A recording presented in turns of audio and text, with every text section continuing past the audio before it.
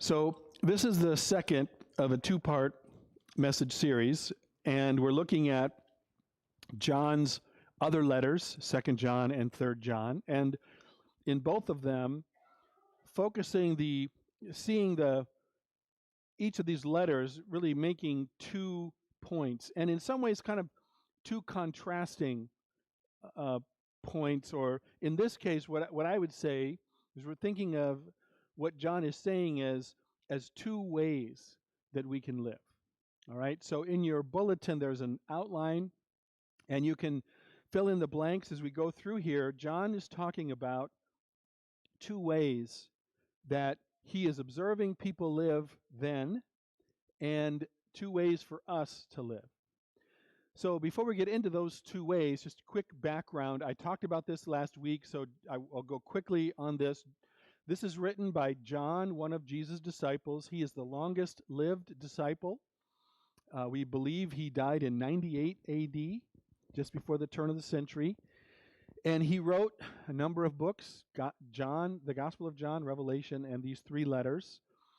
He was sentenced to death, survived that punishment, then went and served as in exile at Patmos. That's where he wrote the book of Revelation.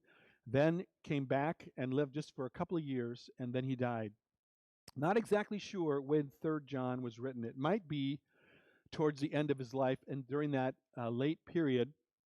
But 2nd John, if you recall, what we looked at last week, there was a lot of persecution going on, and he writes that letter and is very careful about using any names in that letter we believe, because of fear that that letter might get found, and then people would use that to persecute Christians. But this letter, I don't know if it's because it was more securely carried, he actually uses names.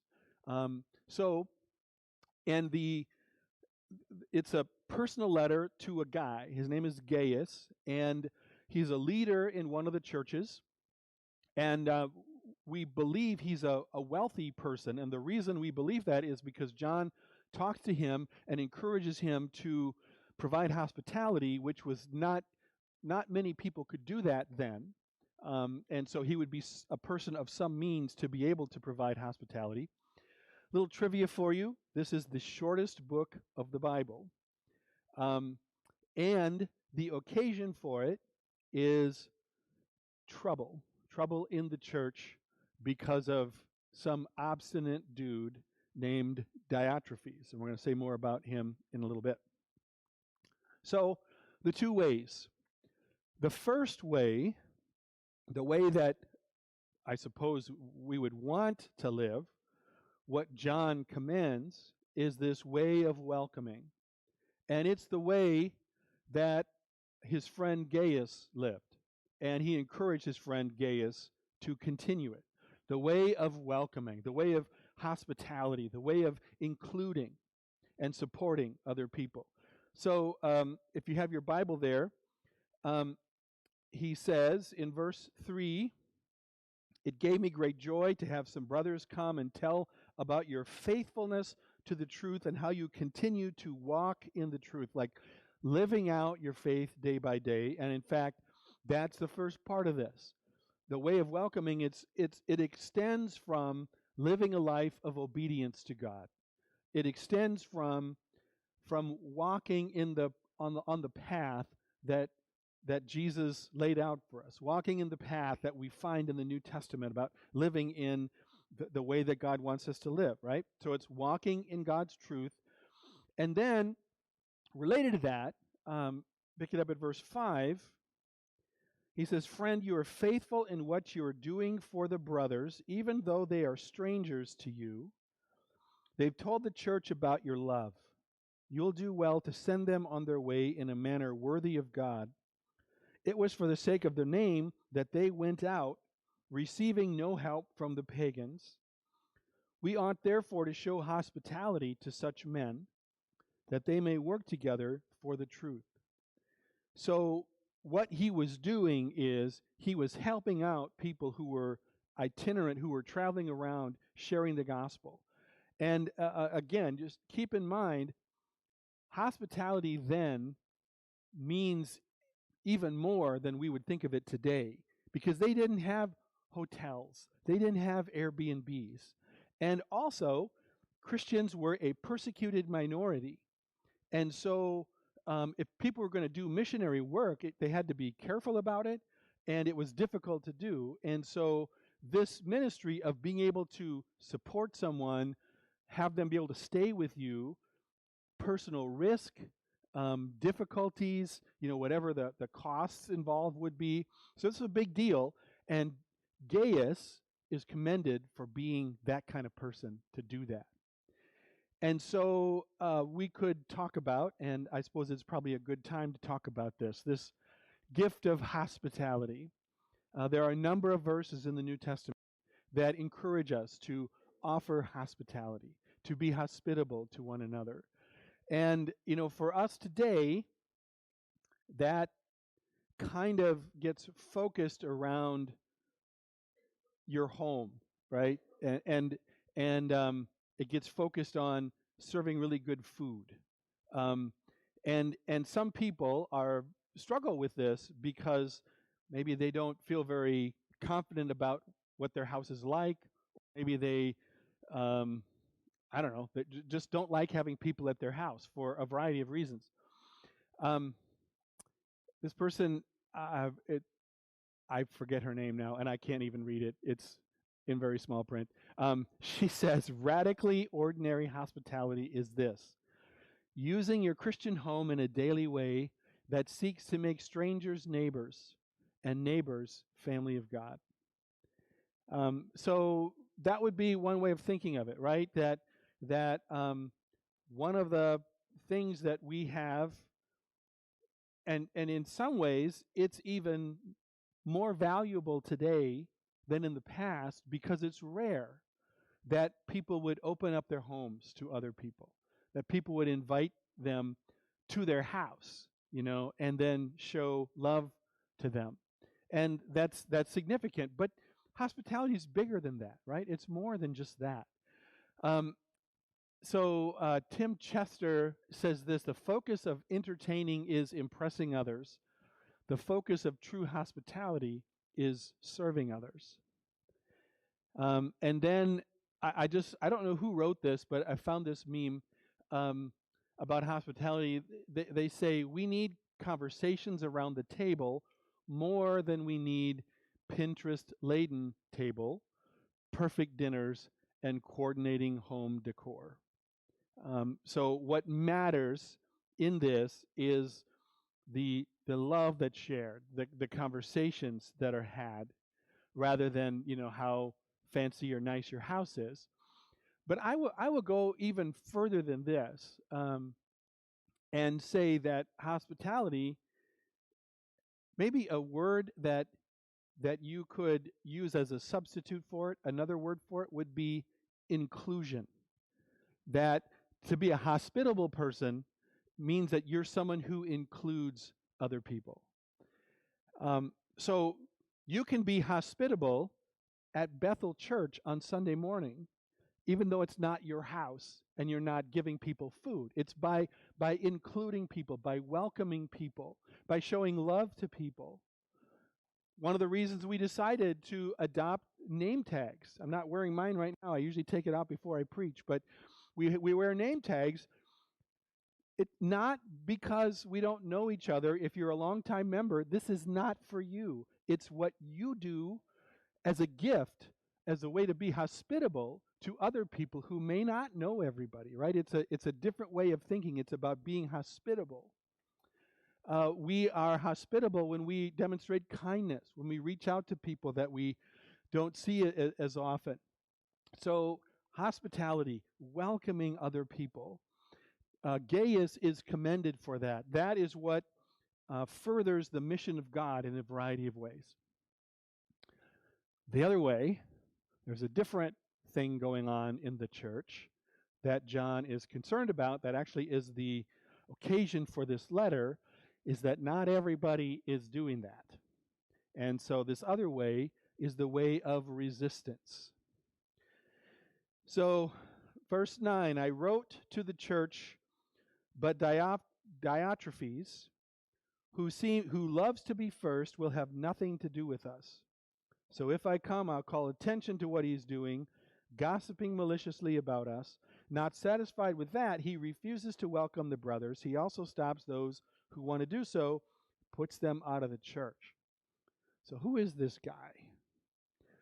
That's a picture of him looking meanly to the side. Now, we don't know what he looks like, but so Diotrephes was a leader in the early church, and his name, it's an unusual name actually, and it literally means nourished by Jupiter, so he obviously came from a pagan background. He was a leader of one of the churches, and this is the thing that's really important for us to remember, and it sort of complements and contrasts what was the issue in 2 John, the letter we talked about last week, which was about false teaching. Okay? Diotrephes, there's no mention of false teaching here. He could have been a very orthodox in his teaching, but he was a jerk. Right? There's something going on with his personal pride and his resistance to John's leadership. So now just pause for a second. I want you to think about the arrogance of someone being a follower of Christ and a leader in the early church, opposing John, the disciple, the personal disciple of Jesus, the one who wrote one of the books about Jesus' life. And probably the book of Revelation was maybe not well known at that point, but I would assume that the Gospel of John would have been known. But just the arrogance of someone to claim to be a Christian and a follower and a teacher in this faith, and yet not being opposed to one of the 12 disciples, it's just kind of crazy. I would also say, though, if you look at what happens all over the place in the church today, in the church throughout history, you'll see instances of this over and over again where you step back and go, how arrogant can someone be to be so certain of their way and opposing other people because they're just so committed to their way. Now, here's the thing about Diotrephes. John calls it out. He loves to be first. This is a moral failing. It's not simply a matter of disagreement. It's something about his pride. It's his ego. And again, can we just say this? Can we just admit this?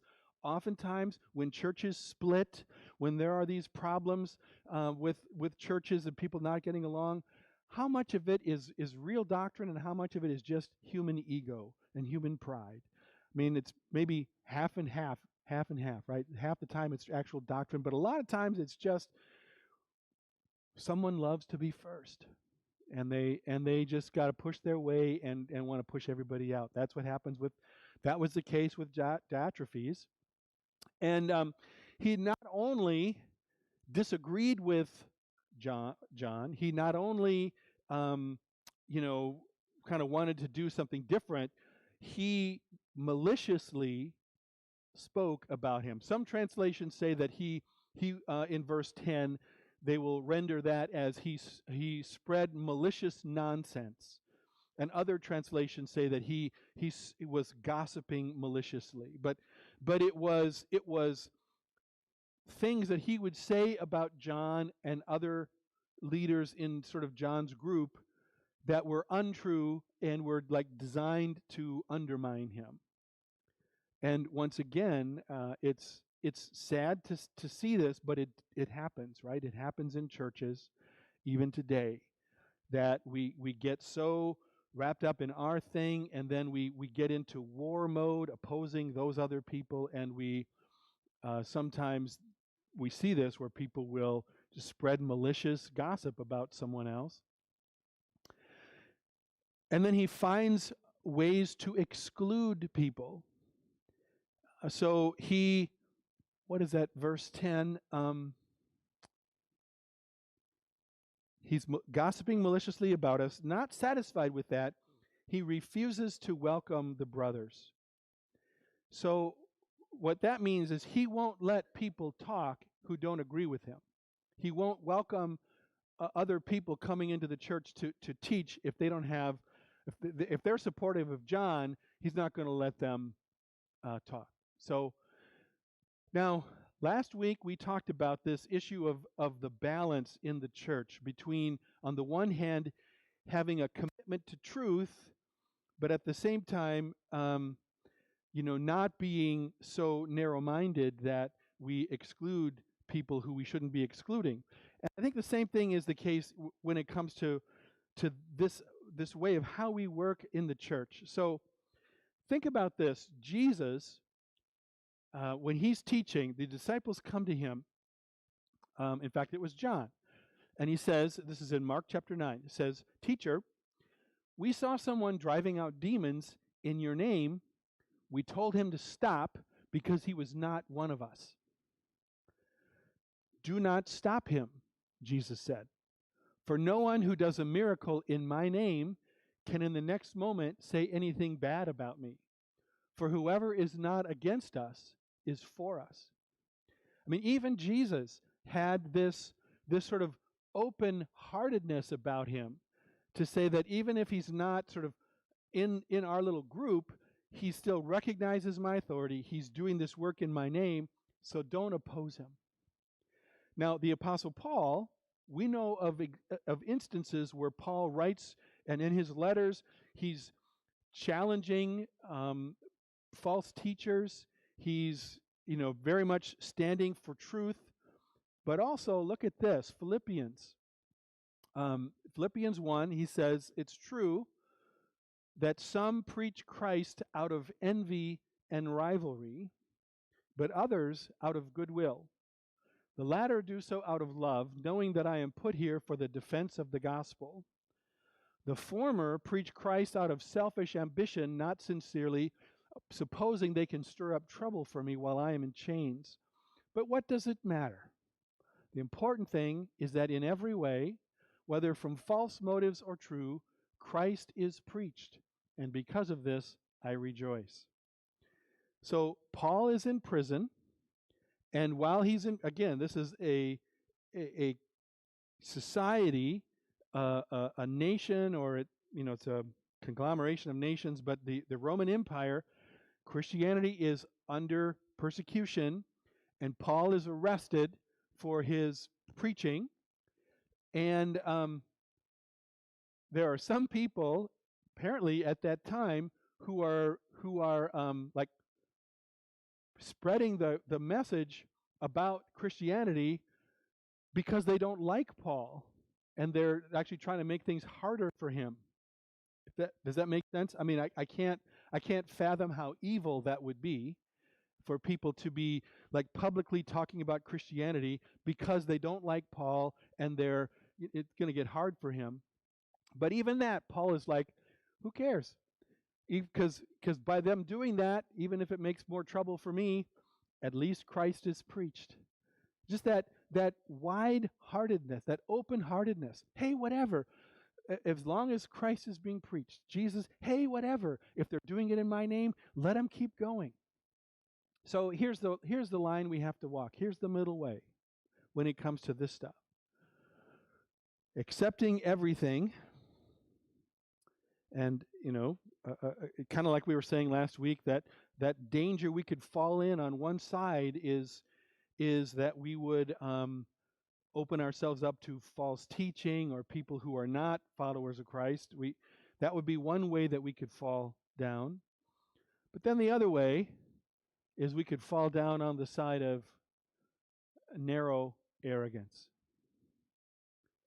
And we could, if we were really bad about this, we could wind up with 20, 30,000 different denominations in the U.S. I mean, wouldn't that be? We actually have that. Did you know that?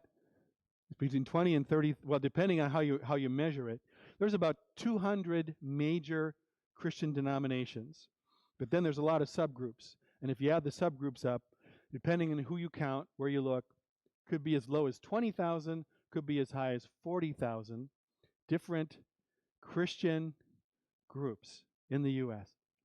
Is it any wonder that people who are not Christians look at us and go, they don't even know what they agree on. What am I supposed to do, right? That's where Jesus said, people will know you're my disciples if you love one another. And when we are splitting and splitting and splitting and whatever, that's a problem. Once again, think of the middle way. I'm not saying we accept everything and everyone, right? But there is this other side that I fear we have fallen into. And in some ways, it's part of our heritage in the Reformed camp. We have 1,000 different groups and split off for all kinds of reasons, some of them being because someone wanted to be first. Let's be honest. So, the way of resistance, wanting to be first, spreading malicious nonsense about the other side, finding ways to exclude, and this guy goes even further by using his authority as the leader to get others to exclude as well. All right, so these two ways. Verse 11 says, how we live demonstrates the path that we're on. It's pretty clear. Who we accept, what we accept, who we exclude, what we exclude, and what we practice. That's going to set the way that we're on.